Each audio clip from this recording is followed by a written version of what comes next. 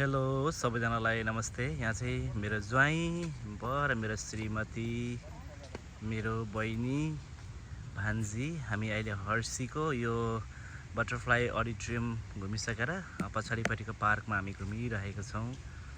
एकदमै रमाइलो छ, सयपत्रीहरू फुलिरहेको, रोजेसहरू एकदमै राम्रो छ र तपाईहरु पनि आउन सक्नुहुन्छ यहाँनेरि। यो चाहिँ हर्सीमा पर्छ।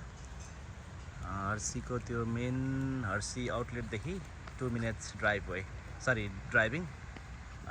एकदमै रमाइलो ब्युटिफुल छ पार्क।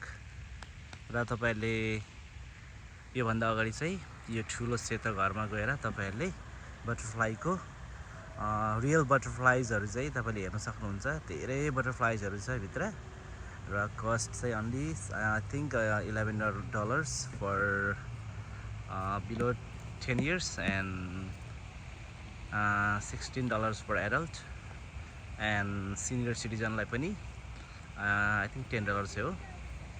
कस्तो लाग्यो त बुढी? ठीक छ? रमाइलो थियो। रमाइलो छ।